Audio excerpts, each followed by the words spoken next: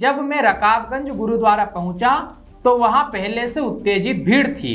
2 सिखों को पहले ही जिंदा जलाया जा चुका था। वहां भीड़ के साथ कमलनाथ भी थे। भीड़ आगे बढ़ी और उन्होंने अपना हाथ उठाया तो भीड़ रुक गई। इसको और अधिक ठीक से समझना हो तो ऐसे भी समझ सकते हैं कि जब हाल ही में एमपी में कांग्रेस विधानसभा का चुनाव जीती तो सिंधिया की अपनी पार्टी में डिमांड होने के बावजूद भी कमलनाथ को मुख्यमंत्री बनाया गया। इंदौर के खालसा स्टेडियम में सिखों का कार्यक्रम हो रहा था। हजारों हजार सिख बंधु भगिनी इस कार्यक्रम में थे। कार्यक्रम में अतिथि के रूप में एमपी के पूर्व सीएम और वर्तमान में कांग्रेस के प्रदेश अध्यक्ष कमलनाथ आए।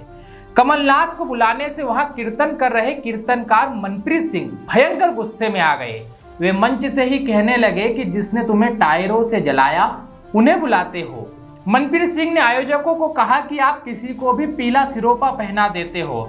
इस पीले सिरोपे के लिए गुरु गोविंद सिंह ने अपने वंश का बलिदान कर दिया था। आप लोग पीले सिरोपा की वैल्यू को कम कर रहे हो। उन्होंने गुस्सा होकर, नाराज होकर कसम खाई कि मैं अब कभी भी इंदौर नहीं आऊंगा। इस बात का वीडियो आया। वीडियो पर सबने अपने पक्ष रखे, लेकिन यह समझने की जरूरत सबको है कि जब गुरु पर्व पर देश का एक एक नेता गुरुद्वारों में जाकर मत्था टेक रहा है, जब सब लंगर चख रहे हैं, तो अकेले कमलनाथ का विरोध क्यों? ऐसा कमलनाथ के आने पर कीर्तनकार का कौन सा जख्म हरा हो गया कि उन्होंने अपने समाज को ही कह दिया कि देखना फिर भुगतोगे। ये सब आज मैं आपको बताऊंगा। मैं अमन हूं, ये VSK मालवा है। 84 में तब की प्रधानमंत्री इंदिरा गांधी की हत्या के बाद सिख विरोधी दंगे हुए थे। कहते हैं उस समय तब का नेतृत्व और प्रशासन सिखों के कत्लेआम का काम कर रहा था।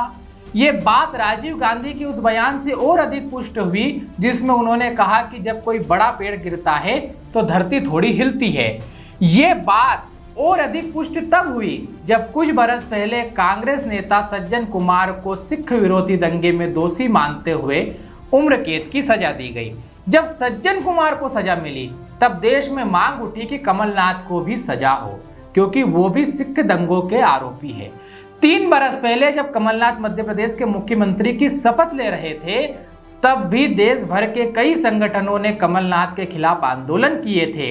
एक बार तो खुद प्रधानमंत्री मोदी ने कहा था कि हजारों सिखों की हत्या के जो आरोपी हैं उन्हें कांग्रेस मुख्यमंत्री पद का पुरस्कार दे रही है। कुल मिलाकर कमलनाथ का सिख दंगों से जुड़ा हुआ, सिख विरोधी दंगों से जुड़ा हुआ एक कनेक्शन है जो लगातार बाहर आता रहता है। संजय सूरी जो एक पत्रकार है, उन्होंने 84 के दंगों को कवर किया और उस पर 1984 the anti Sikh violence and after नाम से एक किताब लिखी। इस किताब में संजय सूरी ने कहा कि जब मैं रकाबगंज गुरुद्वारा पहुंचा तो वहां पहले से उत्तेजित भीड़ थी। 2 सिखों को पहले ही जिंदा जलाया जा चुका था। वहां भीड़ के साथ कमलनाथ भी थे। भीड़ आगे बढ़ी और उन्होंने अपना हाथ उठाया तो भीड़ रुक गई।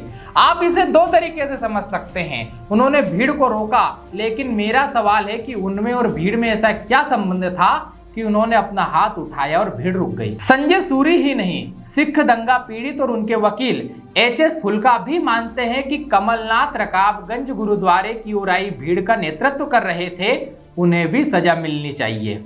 इनके अलावा मनोज मित्ता और HS फुल्का की किताब व्हेन अ ट्री शुक दिल्ली के मुताबिक संसद भवन सड़क के दूसरी तरफ होने के बावजूद भी रकाबगंज गुरुद्वारे को भीड़ ने लंबे समय तक घेर कर रखा।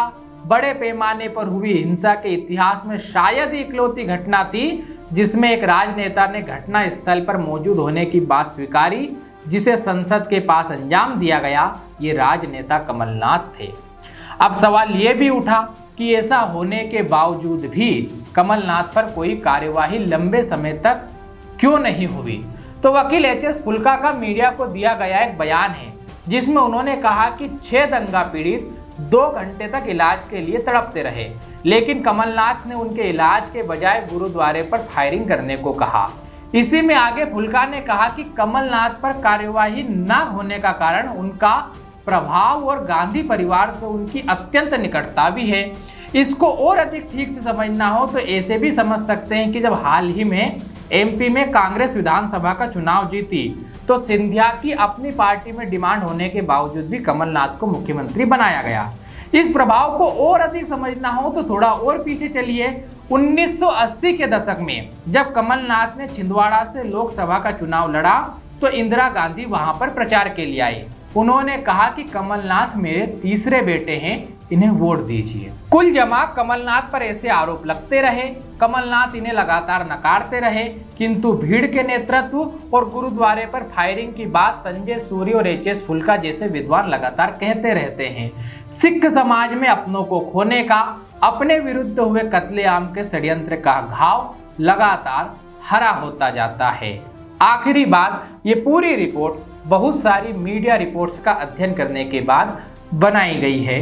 धन्यवाद।